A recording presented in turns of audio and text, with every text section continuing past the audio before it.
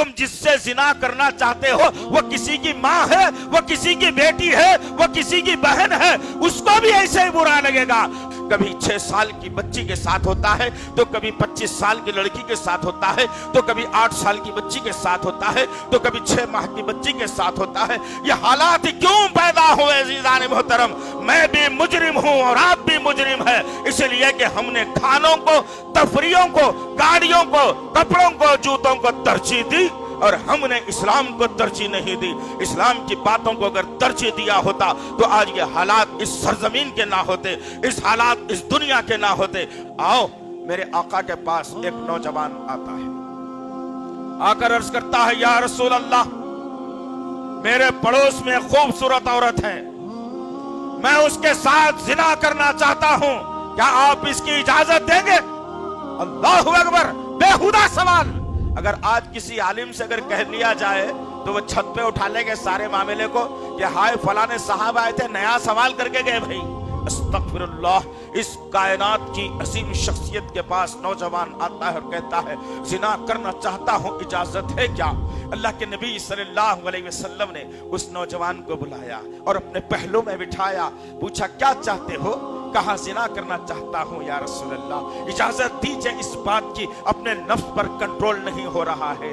मेरे आका ने पलट कर कहा, ठीक है, मेरे कुछ सवालात के जवाब दो, फिर उसके बाद जो चाहे कर लेना। वो नौजवान कहता है, बताओ क्या करना है या मोहम्मद सल्लल्लाहु अलैहि वसल्लम? अल्लाह के नबी ने कहा, क्या तुम अपनी आंखों के सामने अपनी माँ का जिना होता हुआ देखोगे तो क्या करोगे तुम? कहा, उसका तो कत्ल कर डालूंगा। ठीक है, अपनी बेटी का जिना होता हुआ देखो तो क्या करोगे? मार डालूंगा उसे। अपनी बहन का जिना होता हुआ देखोगे, क्या करोगे? उसे खत्म कर दूंगा मैं उसे।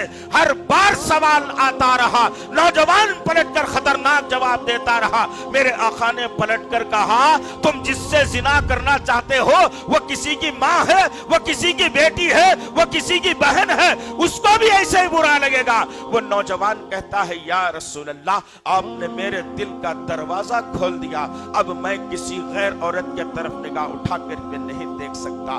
ये माहौल मुझे और आपको पैदा करना है अज़ीज़ान मोहतरम। और फिर मेरे आका ने शर्त हद नाफिज करके कहा, जो ज़ानी होगा उसको मौत के घाट उतार दिया जाएगा।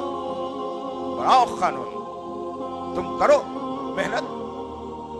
एक बहन के लिए तो मेहनत कर ली, इंसाफ मिल गया ना, उसको मिल गया, साबिया सैफी के लिए मिल गया इंसाफ। आज भी वो मां रो रो कर निढाल होकर दर दर की ठोकरें खा रही है, कोई पुलिस स्टेशन में उसका केस दर्ज करने के लिए तैयार नहीं। इसलिए कि इत्तलात ये मिली है कि जो कागजात, जो सेगा साबिया सैफी के पास था, उसमें बहुत बड़े बड़े सियासतदानों के काले चिट्ठे छुपे हुए थे। वो जाहिर अगर कर देती वो तबाह बर्बाद हो जाते। उन्होंने सोचा कि क्यों ना इसी को तबाह कर दिया जाए।